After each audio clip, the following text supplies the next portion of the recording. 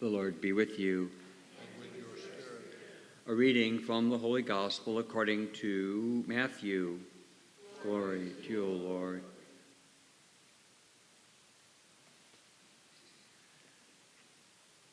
The disciples approached Jesus and said, "Who is the greatest in the kingdom of heaven?" Jesus called over a child, placed it in their midst, and said, "Amen, I say to you, unless you turn and become like children, you will not enter the kingdom of heaven.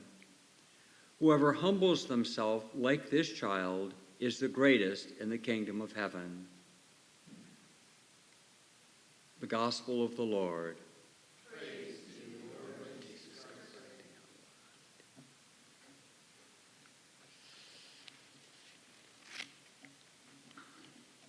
I think that's 3 days in the last 4 that we've heard how important little children are in the kingdom of heaven.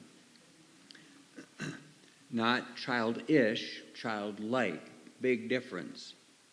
Perhaps we should have a young person come and give the homily today. Hello, Emma. How are you today? You're not the youngest one here. There's a baby in the back. Lucky you. How's that baby doing back there? How's her mother doing? You're not tired at all, are you? Of course not. Confessions are on Saturday.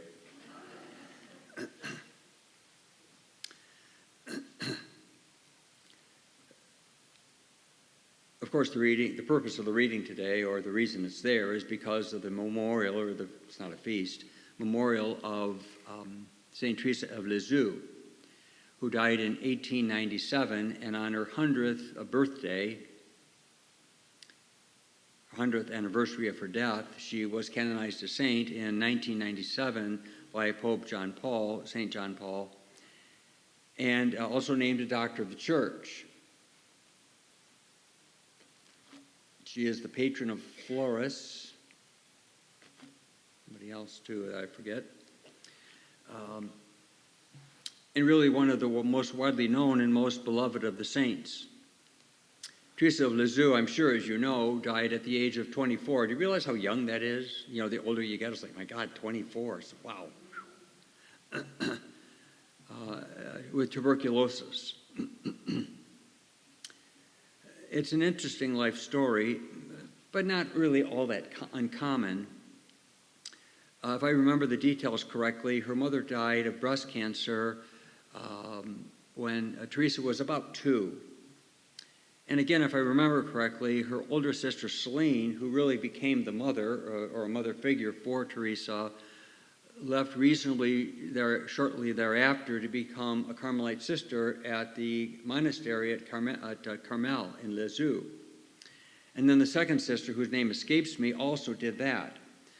So, you know, in that inner healing picture, poor Teresa, who was the youngest, I believe, of perhaps 5 kids, really was sort of stuck in the loss of her mother.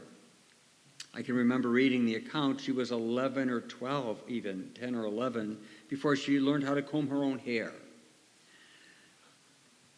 She was not highly educated, in contrast to the great intelligence and education of Jerome from yesterday. And Teresa was a little mystified that anyone would want to know about her thoughts. When Mother Superior, who I think at the time was her second sister, who was the Mother Superior of the Carmelite community, said, "Well, we need you to write down your prayers and the way you pray and your conversations with God," which is why she became a doctor of the church. But most famously, again, I'm sure as you know, Teresa is most widely known for her little way.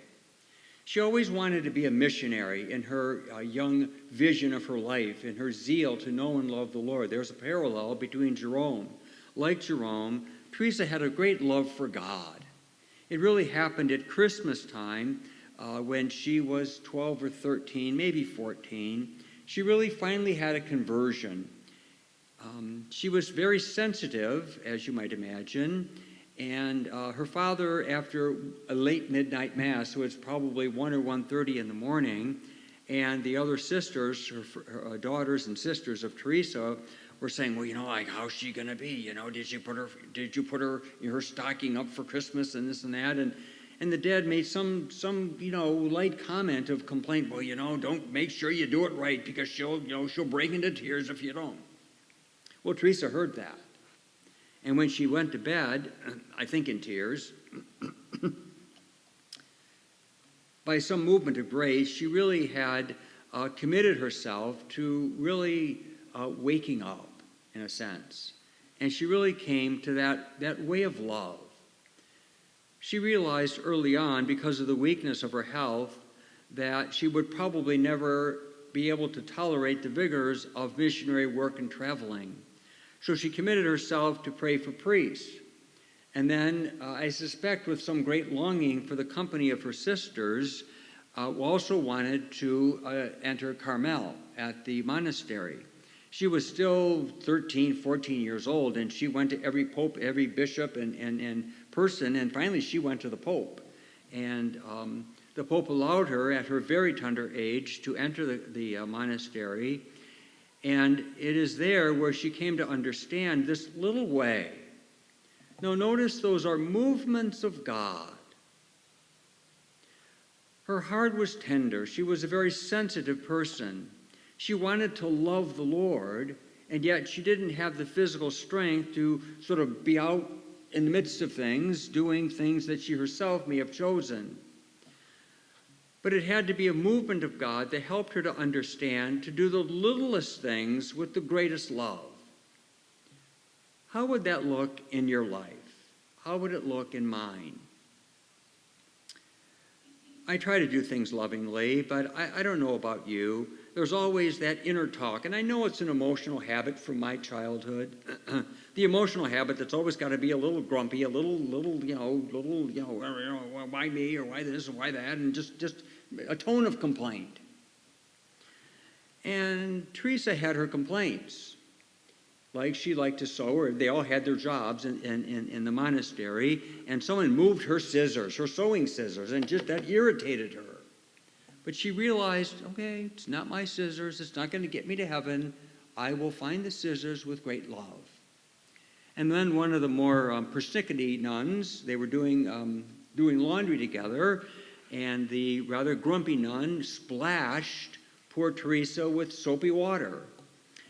And again, Teresa, okay, I'm going to really be nice to this nun. Now I'm going to kill her with kindness, if you know what I mean. And she did. Now remember, she died at 24. It's an action of God. Maybe Teresa is so loved and valued because in her shortness of years, she really realized the power and the wisdom of God. She loved God. That was God's doing. She didn't wake up all by herself and decide, well, I'm going to love God. I'm not sure who God is, but I'm going to really love God. It was an action and a movement of the Spirit. God could see how sensitive and innocent she was. And so God used that and continues to use Teresa as a model and example for so many of us. I speak this way every time, October 1st each year, and I recommit myself to try to live that little way. I usually remember that for about 15 minutes. But I try to do that. We can all do that. I remember the little story I told yesterday. Don't ask me to remember the whole context. But the 2-year-old, you'll remember I said this, the 2-year-old that came up to her mother, I think it was a boy, and the 2-year-old took the mother's chin or cheeks in her hand, and the mother's thinking, I'm going to hear something really sweet now. And the little child said, do the dishes and make lunch, or do the laundry and make lunch. That's why I think it was a boy. But the mother was not upset because she saw the tenderness of the child. And with a mother's love, she fulfilled her role as wife and mother and probably did the laundry and made the lunch. Whatever it is for you today and maybe the day after, we can do the simplest things with the greatest love. Love is the greatest power in the world. And the littlest thing, the littlest pebble in the shallowest pool still makes a ripple. It makes a difference. Let's try to be more like Teresa. Anna, God bless that little baby. What's her name again? Amaya. How's Sarah doing? I don't see her anymore. She's still going to school here? Fourth grade or fifth? Fifth. And she'll be at religious ed today.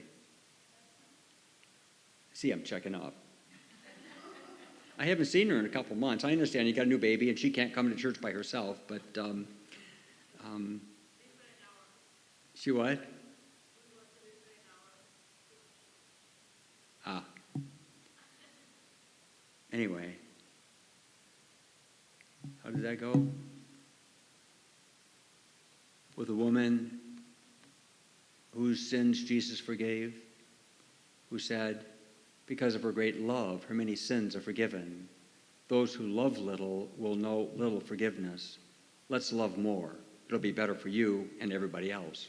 Thank you, Jesus.